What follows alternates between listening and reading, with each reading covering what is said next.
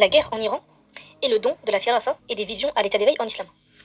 Savais-tu que, à l'époque de Omar ibn al-Khattab, le compagnon, il avait envoyé donc son armée avec le commandant Sariya en Perse. À l'époque, les Arabes ont battu les Iraniens euh, lors du règne de Omar ibn al-Khattab. Ça provient d'un récit, donc d'un récit des compagnons qui est jugé authentique. Je vais vous raconter l'histoire.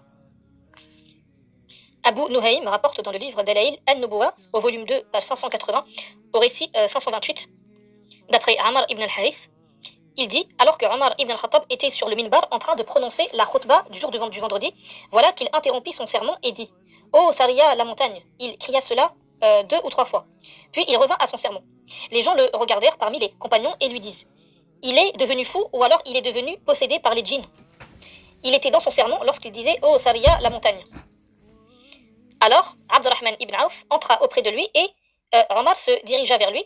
Abdurrahman lui dit « Qu'est-ce qui t'a pris? Malheur à toi. Tu t'es mis à prononcer et à crier « Oh Sariya, la montagne !» alors que tu es en train de faire le prêche du vendredi. Qu'est-ce qui t'a pris? Omar ibn al-Khattab lui répondit « Par Allah, je n'ai pas pu me retenir. J'ai vu en vision éveillée en train de combattre près d'une montagne. Ils étaient attaqués par devant et par derrière. Je n'ai pas pu m'empêcher de dire « Oh Sariya, la montagne !» afin qu'ils se mettent à l'abri vers la montagne. Et ils furent ensuite informés par le messager de Sariya et étaient venus avec une lettre en disant que lorsque le vendredi est arrivé et que le soleil s'était donc caché, nous avons entendu quelqu'un appeler en criant « Oh Sariya, la montagne !» 2 fois. Nous nous sommes alors accrochés à la montagne et nous n'avons cessé de les repousser jusqu'à ce que Allah les ait vaincus et les ait tués. De plus, Ibn al-Qayyim rapporte aussi le récit dans son livre Kitab al-Ruh où il dit « Omar vit Sariya dans la ville de Nahavand en Perse en compagnie de l'armée musulmane en train de combattre les ennemis.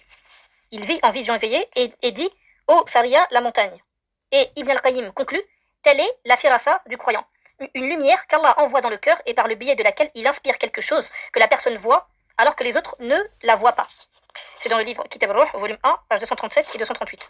On en déduit donc que Allah peut accorder des dons divins et des facultés spirituelles et surnaturelles afin ces facultés spirituelles ou ces dons surnaturels qui sont envoyés par Allah peuvent survenir dans un contexte de guerre, par exemple, ou dans un contexte de faiblesse, lorsqu'un croyant est face à une grande difficulté. Allah peut lui accorder parfois une inspiration divine, une vision éveillée, ou une sorte de miracle qu'on appelle karamat al-awliya ou al-ma'una, l'assistance divine dans le but de contourner un ennemi ou de lui accorder la victoire. Et pour en savoir plus, je propose une formation qui va bientôt ouvrir ses portes, qui s'intitule « Les dons et les facultés en islam à la fin des temps ». Pour vous inscrire à la formation, contactez-moi en privé pour connaître le programme en détail.